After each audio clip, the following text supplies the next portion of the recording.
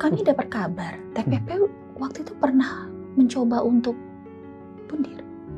Itu sebelum nikah bahkan. Oh. Itu kenapa? Udah berat banget kah?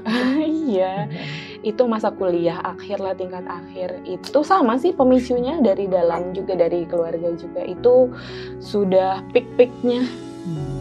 Dan kebetulan konfliknya tidak terjadi pada orang tua berdua, tapi itu udah mulai karena udah dewasa antara aku dengan ayah, aku dengan ibu gitu. Akunya terlibat dalam konflik itu. Itu jadi semakin menambah kan, akhirnya aku keluar dari rumah, ngekos gitulah, cari tempat yang terpisah dari rumah orang tua. Tapi ternyata menyepi tanpa teman itu bahaya juga. Saya sama Kang Ulum tuh kayaknya dari latar belakang keluarga yang hampir sama ya. Maksudnya sama-sama harmonis. Kita ngelihat ibu bapak tuh hampir jarang bertengkar di depan kita kan. Terus hubungan sama kakak-kakak atau sama adik juga semuanya baik. Saya tuh mikir gini, semua keluarga pasti kayak saya. Gitu ya karena nggak pernah dapet memori buruk kan. Jadi semua yang ada itu kan memori baik. Jadi saya mikir semua keluarga pasti bakal gitu. Anak-anak juga pasti bakal bahagia kayak saya, happy kayak saya. Makanya ketika nikah dengan Ustadz Fatih, saya bingung gimana cara nge-treatmentnya. Karena gini, aku treatment kayak gini salah, aku treatment kayak gitu salah, aku treatment kayak gitu sama kakak aku bener kok. Kamu kan sama-sama manusia, harusnya sama dong treatmentnya.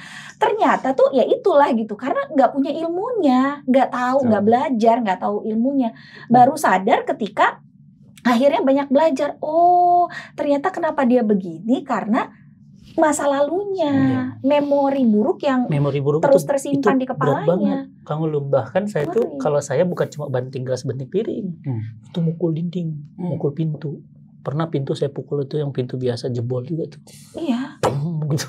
Ya, gitu. Itu tenaganya nggak tuh kuat banget. Untung bukan istri ya, alhamdulillah ini bukan istri. Itu kebayang kalau ke muka orang. Jadi itu sampai sekarang. Makanya ini bisa dibilang sembuh nggak sembuh. Jadi makanya saya tuh pokoknya jangan ada yang mancingin gitu. Itu begitu ada yang mancing tuh bisa teng gitu, bisa jadi tiba-tiba. Itu makanya saya bilang ternyata nggak mudah. Nah, terus akhirnya berapa tahun itu begitu terus sampai kemudian akhirnya ketika meledak jadi bisa itu memahami. Sampai bisa memahami. Di malam hari itu juga itu kan udah mulai turun ngobrol habis makan gitu ya. Ternyata besok itu selain kita jadwal ngisinya juga bareng gitu. Habis kejadian gitu kebayang gimana tiba-tiba ngisi lagi besok, aduh moodnya nggak banget itu. Dan muka dipaksa untuk kalem. Iya. Besok. Waduh ya Allah. Iya, ternyata besoknya itu kita udah pernah daftar duluan kelas psikolog ya. Dan ternyata salah satu yang dibahas di situ adalah respon error. Itu pertama kalinya kami tahu. Ketika pemateri ngejelasin, itu kita online ya waktu itu tuh. Belajar itu online. Respon error tuh pas dijelasin, loh ini mirip kayak yang tadi malam ya. Nah, barulah dari situ ditempuh. Ini kayaknya perlu untuk ada proses penyembuhan lah ibaratnya. Nah, itu saya ketemu dengan Ibu Yuli, ketemu dengan siapa di gitu. situ Anda mulai mendetek ada yang nggak normal di istri saya. Ada sesuatu di masa lalu yang mempengaruhi ke hari ini. Sudah mulai di situ. Mulai aware ya. Kalau sebelumnya kan memang dia mungkin karakternya gini. Iya, itu dia. Tapi di momen itu, yang momen ledakan itu akhirnya ini ada sesuatu di masa lalu yang kebawa ke sini. Sehingga saya belajar, sebelum belajar gitu ya, dengerin kemana, dan setiap efek setelah selesai belajar diceritain ke saya kayak gitu. TPPU sendiri gimana? Ya Allah. Kayak pertama gini, kan sebelum kita nyelesain masalah kan kita juga harus sadar kalau kita bermasalah, kan itu ya. Betul. Untuk seorang wanita alfa mengakui kesalahan itu kan nggak mudah ya. Pada saat kapan Teteh tuh akhirnya sadar ini aku bermasalah loh sama diriku sendiri. Terus akhirnya baru mulai belajar, memperbaiki diri dan seterusnya. Kapan tuh mulainya? Sebenarnya pengetahuan dulu baru sadar salah gitu. Ada yang salah tuh karena bertambahnya pengetahuan. Jadi bukan sadar dulu lalu belajar, tapi belajar dulu baru menyadari. Dan memang perjalanan sebenarnya belajar itu sudah ditempuh kan dari pas ikhtiarnya fokus kepada untuk bantuin orang tua gitu. Jadi sebenarnya udah terpapar yang semestinya yang idealnya. Dia begitu ngejalanin rumah tangga tidak seperti yang dipelajari, ini sudah sadar ini ada sesuatu yang nggak beres gitu, ada sesuatu yang perlu dibenahi. Itu dari pengetahuan sih Umu. Jadi ya. Semakin tahu jadi semakin sadar gitu ya. Karena banyak pengetahuan jadi aku ada problem di sini. Terus akhirnya langkah yang diambil yang paling pertama diambil adalah karena memahami bahwa ngelihat suami ini nggak pernah murni beliaunya. Terus aku kalau bersikap itu nggak murni akunya, tapi banyak banget ketempelan, transferan beban emosi dari limpahan dari ibu terutama gitu ya, dan dari apa yang dilihat, didengar. Jadi yang paling pertama itu yang ditempuh adalah menguras, bersih-bersih, beres emosi, beban emosinya dilepas.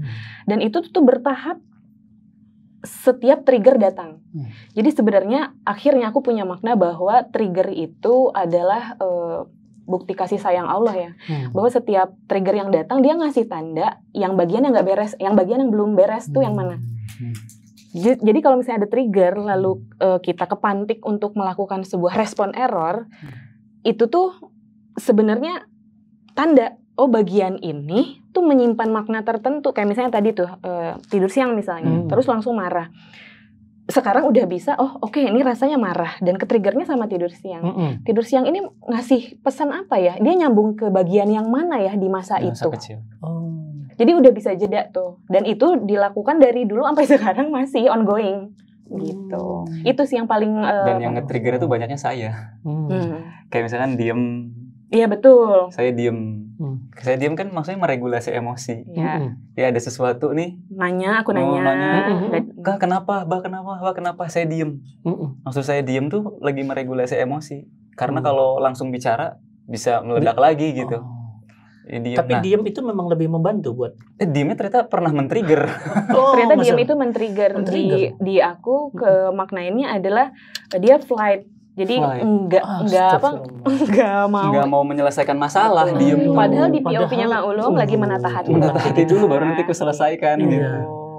Ya itu bagian-bagian itu tuh ini bagian diem ini kok memicu rasa marah, dia diem ini nyambung sama yang mana ya? Gitu. Jadi puzzle yang akhirnya ini di mana disusuni. Terus kami dapat kabar TPP waktu itu pernah mencoba untuk pundir. Itu sebelum nikah bahkan. Itu kenapa? Udah berat banget kah? Iya. Itu masa kuliah akhir lah, tingkat akhir. Itu sama sih pemicunya dari dalam juga dari keluarga juga. Itu sudah peak-peaknya. Dan kebetulan konfliknya tidak terjadi pada orang tua berdua, tapi itu udah mulai karena udah dewasa antar aku dengan ayah, aku dengan ibu gitu. Akunya terlibat dalam konflik itu. Itu jadi semakin menambah kan. Akhirnya aku keluar dari rumah, ngekos gitulah, cari tempat yang terpisah dari rumah orang tua. Tapi ternyata menyepi tanpa teman itu bahaya juga. Gitu. Di sanalah terjadi pikiran-pikiran gitu. Tapi Masya Allah ya, ini yang makanya menyelamatkan aku dan aku bersyukur banget sampai dengan akhirnya ketemu Kang Ulum, sosok yang Allah paling pas itu ya, memang Kang Ulum jadi pendamai aku tuh. Peristiwanya dari situ dari pas mau melakukan sesuatu untuk mengakhiri gitu. Allah skenario tuh luar biasa. Jadi aku punya teman yang nggak tahu gimana ceritanya, dia datang pas lagi sudah pisau di tangan gitu. Terus ngetuk pintu kosan, habis itu dia datang ngelihat, dan teman ini teman yang kalau bahasa ini berarti dia mendakwahi lah akhirnya. Tapi ini yang jadi yang membuat aku jatuh cinta sama Islam, yang membuat aku jatuh cinta sama Allah gitu. Karena ketika dia datang, dia tahu aku bawa pisau, terus dia nanya, "Kamu apa?" Terus aku jawab kan, ya mau melakukan itu gitu ya. Mengakhiri gitu. Oke. Dia nggak pakai ayat, dia nggak pakai apa, aku boleh nggak masuk katanya. Aku ikut temenin ya. Ya Allah, seremnya. Terus dia duduk di situ, ya sama-sama perempuan kita duduk di situ. Kamu apa yang dialami? Jadi dia menyentuh perasaan. Dia nggak bawa dulu ke sisi ideal. Jangan gini. Kenapa kamu kayak itu gitu? Haram. Dosa apa segala macam. Dia nemenin dulu. Dan sepanjang malam itu akhirnya menjadi malam di mana aku ngerasa ada yang dengar. Ada teman. yang mau ngerti, nggak judgement. Dan di penghujung obrolan adalah kamu setelah aku rilis, aku ngerasa ada teman dan mungkin terbaca gitu ya, setelah rilis ngerasa emosinya udah melunak ya, kamu pernah nggak coba ngekaji Quran? Di situ banyak obatnya loh buat setiap masalah manusia. Karena Quran tuh kamu tahu nggak, asyifa. Dia itu obat, dia itu penyembuh, bahkan bukan sekedar obat belum tentu sembuh. Tapi kalau penyembuh tuh udah pasti nyembuhin. Dan itulah malam pertama aku ngekaji Quran. Yang sebelumnya? Yang sebelumnya enggak sama sekali. Bahkan kalau misalnya baca pun ya karena tugas sekolah atau tugas kuliah gitu. Dan tidak dijadikan petunjuk hidup, hanya bacaan aja atau hafalan yang jadi tugas. Tapi itu adalah malam pertama. Ayat Quran surat Al-Baqarah ayat 28 adalah ayat yang pertama kali aku dengar di konteks aku mau ngakhirin hidup. Terus di situ dibedah sama dia dengan ringan, sangat ringan. Itu kan proses perjalanan hidup manusia dari dulunya mati hidup gitu ya. Ini bukan perjalanan akhir. Itu bukan hal yang baru aku dengar.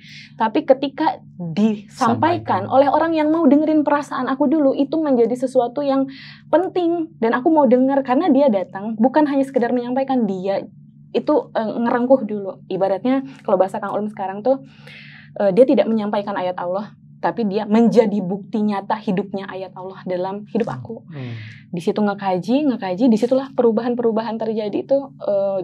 Makanya kenapa survive di tengah kondisi yang bisa bikin gila gitu dalam tanda kutip ya. Aku bisa bilang karena Allah sih. Kalau nggak kenal Allah tuh kayaknya mustahil ada sampai bertahan sampai sekarang. Gitu. Ultimate penyembuhnya di sana.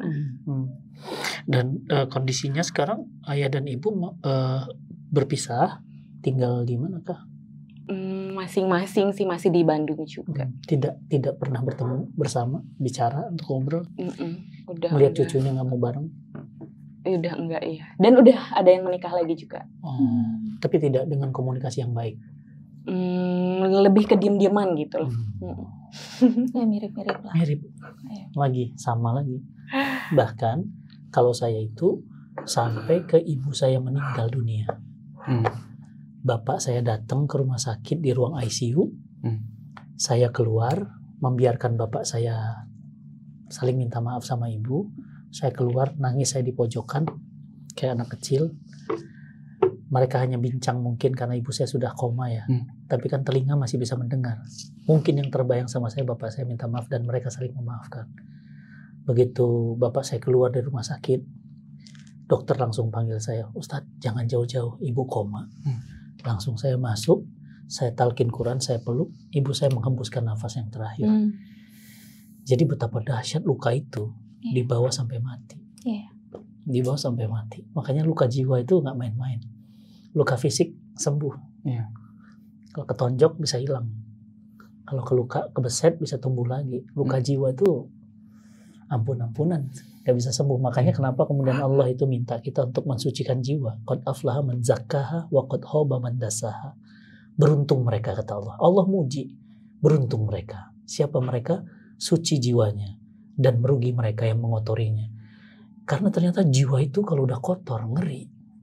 Dia bisa seperti manusia, fisik manusia, tapi hati dan pikirannya bisa seperti binatang. Dan saya temukan banyak luka-luka di masa lalu yang datang hari ini, itu bisa menjadi kemudian luka jiwa yang ingin berlanjut lagi. Jadi setan itu ingin mewariskan kejelekan dalam luka jiwa itu. Makanya saya ngerasa apa yang dialami itu saya alami dengan versi yang berbeda. Di rumah tangga kami, Umu saja cukup bingung sama merasakan pola saya gitu. Nah, tapi karena saya anak laki-laki dengan versi yang berbeda, saya punya sisi di mana bapak ibu saya kan bercerai. Saya SD kelas 6. Ibu saya jadi TKI ke Malaysia. Saya kelas 6 tuh. Ibu saya TKI, saya ditinggal, bapak saya nikah lagi.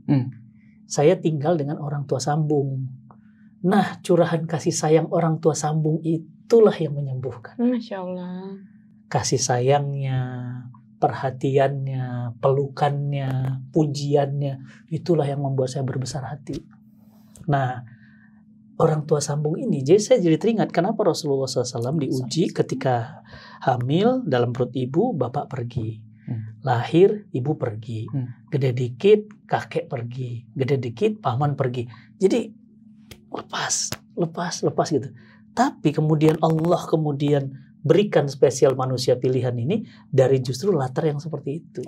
Artinya semua orang punya hak masa depan. Karena Nabi kita juga ngalamin itu. Dan saya ngalamin banget apa yang dialamin oleh Mbak Pepe, bahwa akhirnya saya bisa sembuh sampai SMP saya nggak bersama orang tua. SMA saya nggak bersama orang tua. Kuliah saya nggak bersama orang tua. Bisa kebayang berapa puluh tahun saya rindu pelukan dan kasih sayang orang tua. Sepanjang itu kalau ngelihat bapak ibu orang lain jalan berdua mesra, tuh nangis tuh. Sama. Tuh kan. Bahkan kalau ini ngelihat orang tua saya. Nah iya. Jadi yang saya ininya. Iya, kalau ngelihat tuh misalnya, oh enak banget ya gitu, nangis gitu. Iya, saya wisuda tuh, bapak saya foto yuk. Gitu. Ibu saya bilang, udah sama bapakmu dulu, udah foto. Ibu saya ngeliatin aja. Saya bilang, yaudah ma, udah yuk sini. Bapak saya pergi dulu, baru foto. Sampai ke akad nikah. Pak, ini kan akad nikah, please ya, mohon maaf, ini wajah orang ngelihat kita. Dan itu saya sudah dai loh, ya kan? Gimana kata orang, Ustadz nggak bisa ngendaliin orang tuanya, nggak bisa. Bapak saya bilang, terserah kamu. Itu ibumu foto sono, bapak nanti. Bu, itu bayangin di pernikahan, muka harus seneng, tapi juga harus. Akhirnya foto sama ibu, ada foto sama bapak tanpa ibu, nggak bisa foto bareng. Dan terus terbawa itu, sampai titik akhirnya ibu saya dirawat. Jadi ternyata luka jiwa itu nggak mudah. Ya saya simpulkan, kalau nggak bisa ditemukan polanya, nggak akan sembuh. Dan saya sembuh sempurna sama ketika apa? Kuliah di Unpad, mulai tuh ikut kajian di DKM. Awalnya ngeremehin. Enggak sih, saya mungkin karena versi laki-laki ya, agak lebih tough ya. Nggak sampai mau mengakhiri sih, nggak. Cuma memang bandel ya, nggak sholat banget, ya kan? Tawuran nggak, mabok nggak, yang lain-lain nggak lah. Cuma bandel aja, susah diatur. Nah, begitu kemudian saya kuliah itu, mulai ikut kajian, mulai saya ngerti arti hidup, mulai mengerti kata maaf, mulai mengerti apa itu takdir, qada dan qadar. Akhirnya apa? Satu kesimpulan yang itu juga ngobatin kami hampir pecah. Bahkan udah sampai hampir pisah. Mungkin itu sekitar tahun-tahun ke-5, tahun ke-7 lah. Udah mau pisah. Yang minta udah kayaknya kita udah aja. Saya udah hampir tuh, ya sudah, udah aja. Tapi karena tadi ya pemahaman Islam, akhirnya saya bilang, nih, kata kuncinya, Abi nggak pernah bisa milih siapa bapak dan siapa ibu. Ini takdir yang menimpa. Andai Umi jadi Abi, bisa rasakan rasanya. Coba rasakan. Nggak bisa milih orang tua, Allah yang tentukan ini. Nah itu yang kemudian jadi, iya ya, dia dalam kondisi yang dalam tanda kutip dipaksa. Bukan memilih. Kan kalau bisa memilih nggak mau kan, siapa yang mau punya orang tua kayak gitu? Ya kan kalau boleh punya orang tua kayak versinya pemulung atau versinya umum. Tapi kan kami nggak bisa memilih. Kami diberikan Allah given seperti itu, ya sudah. Akhirnya gimana? Terima, ridho. Nah, ridho dan terima itulah kesembuhan sempurna. Akhirnya saya mulai sembuh. Meski kadang-kadang nggak bisa. Tadi saya bilang nggak bisa sembuh sempurna. Kayak sekarang juga masih ongoing kalau kata TK. Iya nggak bisa, itu nggak bisa. Jadi contoh misalnya, itu tadi kalau ngeliat kekerasan sama anak atau kekerasan sama istri itu, saya buat react, itu pasti meledak banget. Apalagi kemarin kasus Sudirman kan, ketika dia sodomi 27 anak dan di sodominya itu lagi tahajud, ya lagi habis sholat subuh, dan itu dilihat sama yang lain. Dan kemudian anak-anak yang lain bilang nggak apa-apa, itu nanti bisa dimaafkan dengan sedekah. Itu ngamuk banget.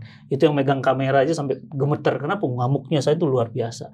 Kenapa? Karena kebencian saya sama pelaku-pelaku begitu tuh langsung pelaku kekerasan di otak saya langsung bapak nih gitu. Jadi saya tuh pernah benci banget sama bapak. Benci banget. Saya nggak suka bapak. Tapi alhamdulillah untungnya saya mau menikah. Saya nggak suka bapak. Dan sulit untuk komunikasi dengan bapak. Nah jadi kami juga merasakan hal yang sama dengan versi yang berbeda. Nah cuma masalahnya ini kok nggak bisa sembuh total, nggak bisa hilang sembuh total. Nah ini yang sedang coba dicari formulanya.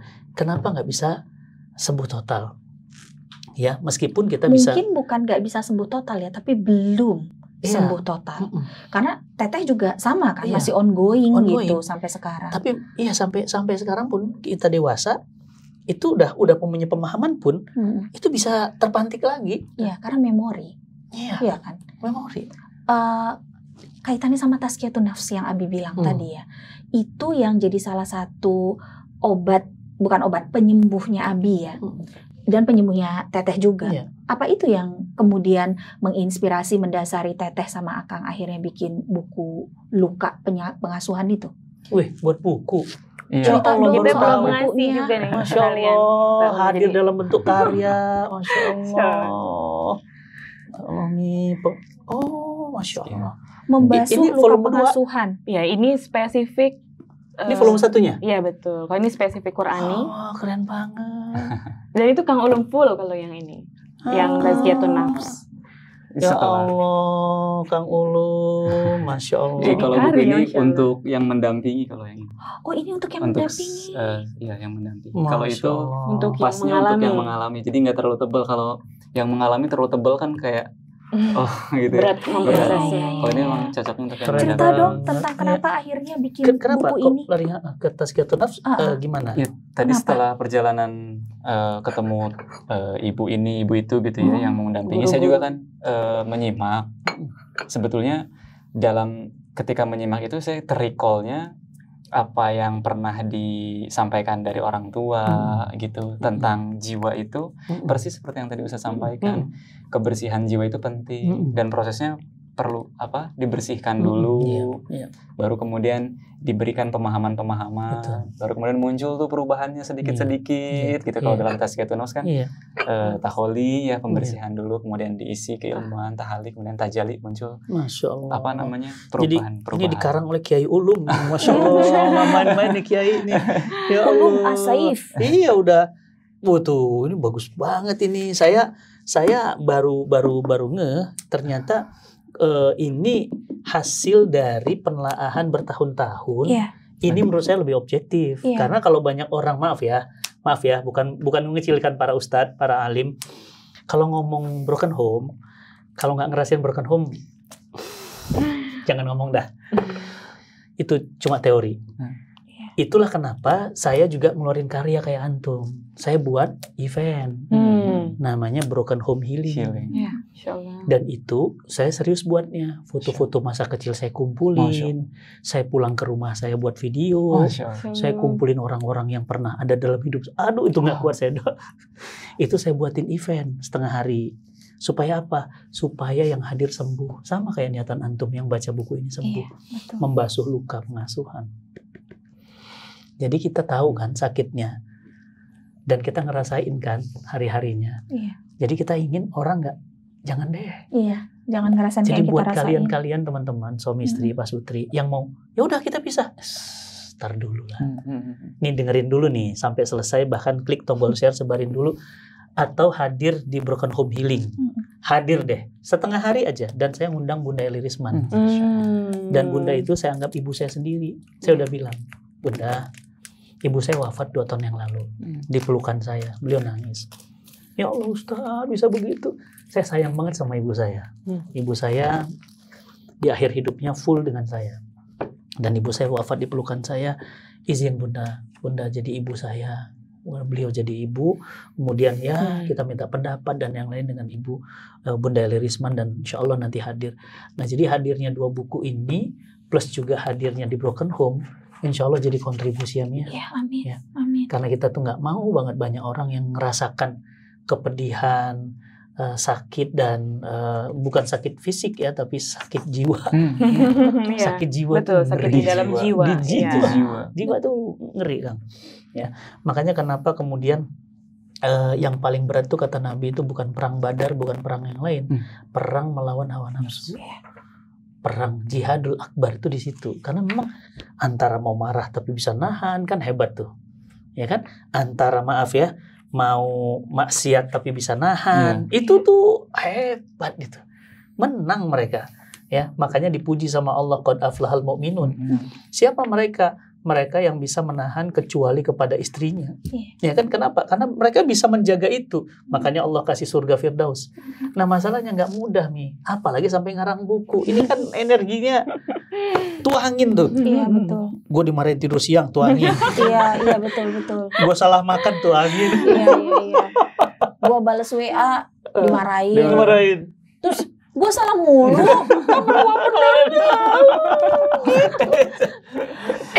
Benar-benar nggak mudah. Nah, ini mulai kapan yang kedua keluarnya? 1 dan 2 nih? Baru ya? Iya, ini lebih baru daripada Ini sudah cetakan ke-6. Oh, udah 6 kali? Yang ini yang putih. Ini baru 2. Cetakan kedua. Ada di toko buku atau di mana? Ini di online langsung saja. di online ya? Iya. Langsung ke Instagram pesannya ya? Iya, betul. Aduh, ya Allah, ini harus saya rekomendasikan banget buat teman-teman agar tidak terjadi dan yang sudah terjadi bisa sembuh. Ya kan? Dan ya Allah, tuh beda di sini kayaknya ya. Kayaknya lebih ngustad di sini. Kok kelihatan lebih mudah di sini? Nih kata Kang Ulum sama Teh Pepe, luka pengasuhan adalah utang yang perlu dibayar meski berangsur. Kalau lukanya terus dibawa sampai pernikahan, maka yang akan membebaskan dari jeratan utang masa lalu adalah pasangannya. Allah. Kita dengerin azan dulu. Bagus nih kata-katanya. Keren banget. Masya Allah. Banyak banget yang kita tahu dari Teh sama Akang. Oh iya. Insya Allah. Ini cetakan berapa? 6. 2. Kedua, Ini karena udah yang paling kena. baru. Ini 6. Setelah mendampingi. Jadi soal tazkiyah tuh mendampingi ini kebersihan jiwa tuh bukan hanya PR yang mengalami, tapi juga bahkan yang mendampingi kerasa begitu ini kotor, jiwa nggak terlalu dijaga kebersihannya malah jadi. Benar. Kabar baiknya, setiap suami atau istri selalu punya modal untuk bisa jadi terapis terbaik untuk membasuh luka pasangannya, sekaligus melunasi hutang dari kehidupan masa lalunya. Makasih ya Mia. Masya Allah. Sudah jadi terapis. Sensor Teten. Masa cuma makasih aja, nggak ada yang lain gitu. Yang bling-bling atau yang kuning-kuning gitu nggak ada. Tapi benar sih. Benar sih. Saya bersyukur banget Allah tuh sayang banget sama saya sebagaimana Teteh. Sayang banget Allah sama Teteh dikirim Kang Ulum. Saya dikirim Umu. Padahal sebelumnya saya hampir nikah kan. Iya benar. Gagal. Benar. Artinya apa? Memang bukan dia buat saya. Udah cetak undangan. Sama ya? Sama. Iya. Itu yang banget sih semuanya. Cetak undangan juga. Ya Allah. Ya Allah. Bulan berapa lahirnya? Februari. Makanya namanya Februari. Oh iya. Saya udah cetak undangan. Sudah seminggu lagi. Lagi di rumah, di ruang tamu, ngelipat undangan tuh sama calon tuh. Jangan baper ya. Cerita deh. Ngelipat undangan sama dia tuh. Dia tuh nangis. Saya bilang, kamu kenapa nangis gitu kan? Bapaknya nonton TV, ada emaknya di situ di dapur. Saya tuh ngelipat undangan. Dia nangis, air matanya. Duh, kenapa nangis? Masalah apa kan udah mau deket nih, undangan udah, gedung udah DP, catering udah bayar, apalagi gitu, bayangin seminggu lagi. Terus dia bilang ada cerita yang belum aku ceritain. Saya makin apalagi ini ya Allah udah mau deket ini nikah gitu ya. Dia bilang bapak Muslim ibu Kristen, bapaknya Muslim ibunya Kristen. Bukan itu, kalau itu kan final boleh, kecuali bapaknya Kristen. Iya. Kemudian akhirnya dia bilang, terus apa masalahnya? Saya bilang, terus apa masalahnya? Enggak, ternyata bapak sama ibu itu nikahnya di gereja.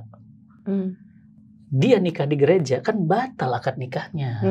Nggak boleh. Sementara nanti dia adalah walinya. Nggak boleh jadi wali. Jadi saya bilang, ya Allah ini mah nggak bisa dong nanti akad nikah ayah wali. Ya udah sebentar saya ngomong ke bapaknya gitu ya. Saya ngomong ke bapaknya. Bapaknya ngamuk. Kamu mau nikah sama anak saya walinya. Nggak bisa begitu. Waduh, dibanting meja, saya diusir.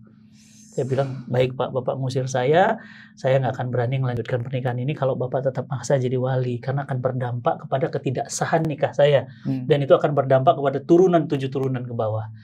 Ya sudah, so alim kamu, pergi, diusir. Begitu diusir keluar, untung nggak hujan, ada tiang listrik ya. Yang perempuan yang ngejar di depan jadi kabi kusi kabi gam. Stop. Udah serius. Ya Allah. Di luar dia ngejar gitu kan. Ya sudah sampai depan pintu saya bilang ya udah gini aja. Dia nangis kan. Ya saya juga berat kan. Ya udah kita nikah tapi kita tanpa nikah wali hakim aja. Dia nggak mau tetap milih bapaknya. Ya sudah bismillah ya. Pulang pamit. Pergi. Udahlah nangis. Dalam perjalanan safar hujan lagi, doa ya Allah ganti dengan yang lebih cantik. Tahu kenapa? Karena nama saya Ayu. Ganti dengan yang lebih cantik. Benar, namanya Ayu. Dan namanya Ayu Lestari lagi. Udah Ayu Lestari. Walaupun nenek-nenek tetap Ayu. Benar kan? Doa lagi ya Allah ya Rabbi gitu. Tuh nangis di perjalanan. Ya Allah ganti dengan yang lebih pintar. Dia IPK-nya kan 3,5. Beneran diganti 3,95. Masya Allah. Agak sombong dikit. Saya bilang ya Allah ganti dengan yang sedaerah. Kenapa? Karena saya mikir saya kan rumah dan besar di Medan, dia di Jawa Tengah. Kalau saya terbang Lebaran kan repot, tiketnya mahal. Jadi minta yang ekonomi ya. Ya Allah minta yang sedaerah ya Allah, benar dikasih sedaerah. Sama-sama Medan. Jadi pasangan kita itu adalah doa-doa kita. Betul.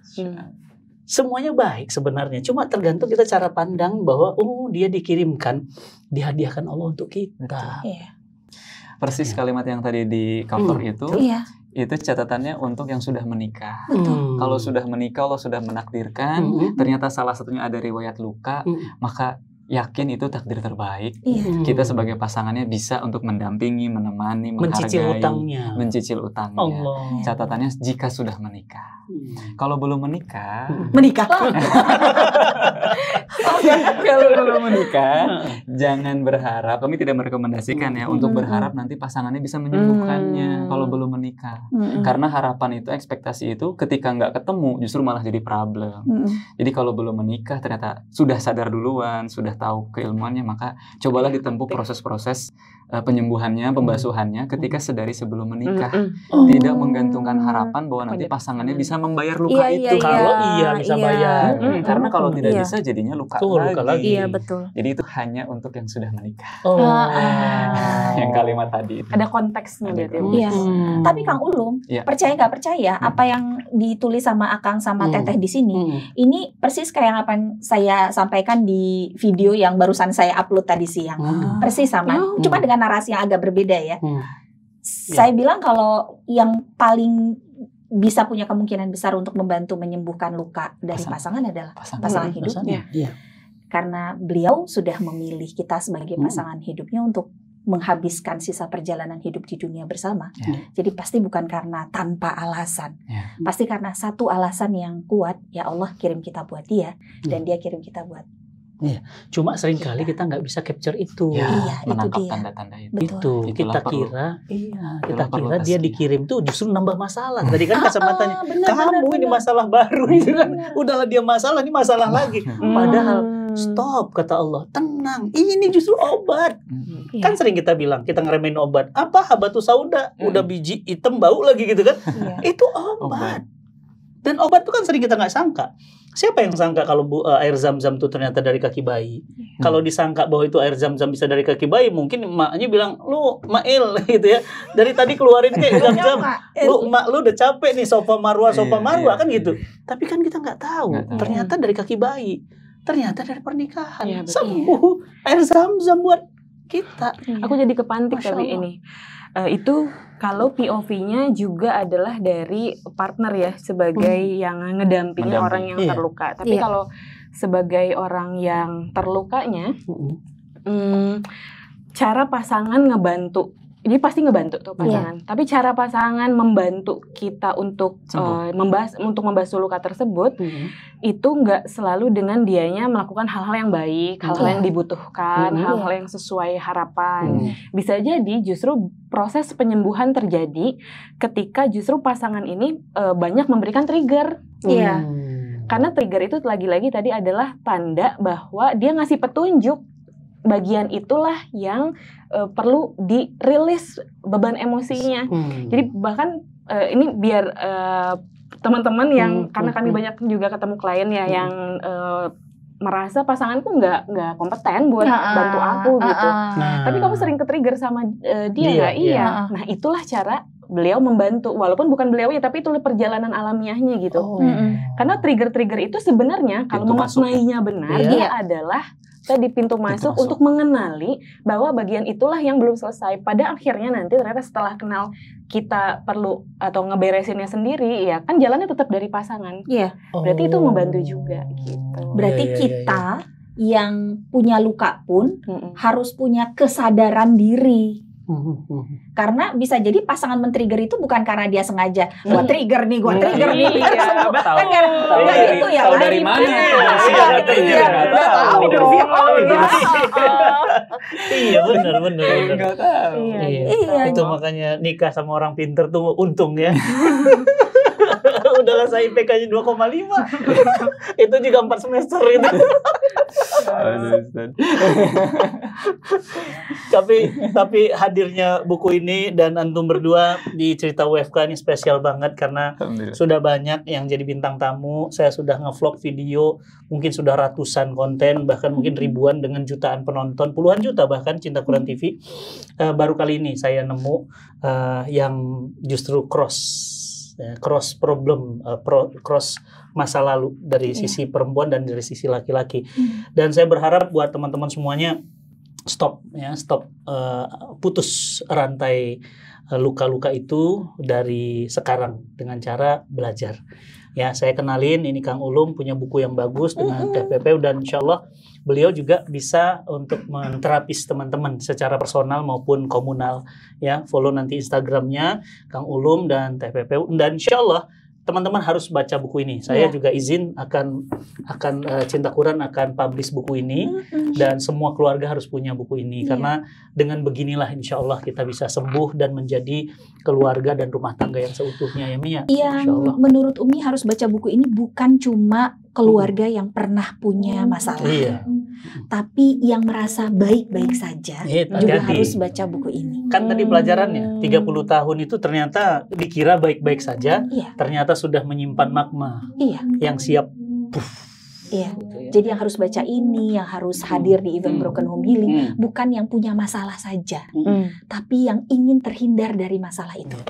Betul. Belajarlah dari pengalaman orang lain untuk nggak kejadian di kita. Nanti akan dikirim beberapa untuk peserta terpilih di Broken Home. Masya Allah. Jadi kalau teman-teman dapat hadir di Broken Home Healing, ada kesempatan untuk dapat hadiah ini dari Kang Ulum sama TPP. Waduh, ini masalahnya kalau orang nulis buku sembarang nulis. Kalau ini ditulis dari air mata.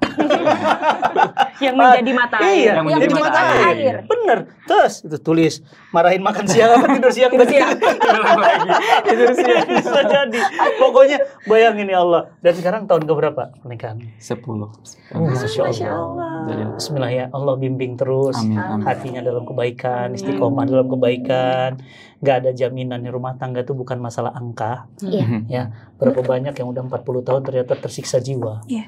Banyak yang kemarin ada yang baru cerai di usia 35 tahun pernikahan.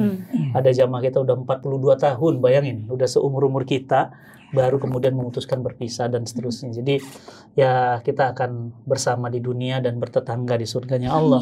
Ya, jadi buat teman-teman semuanya diklik tombol share, dibagiin, terutama buat teman-teman yang pernah terluka di masa lalunya ya.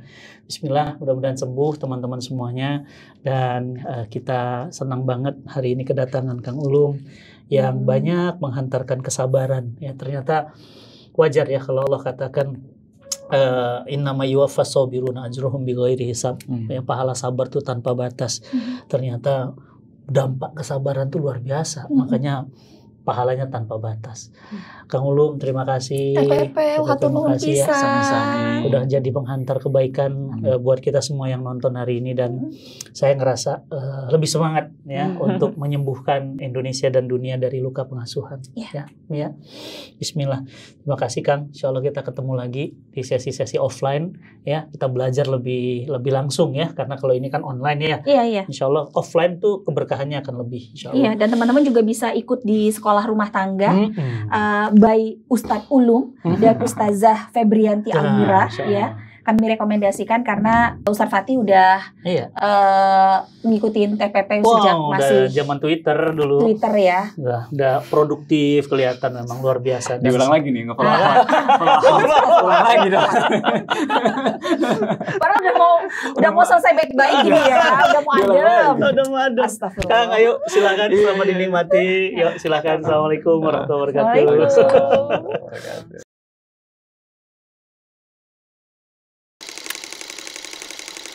Jadi orang tua itu bukan bercerai hidup tapi bercerai mati.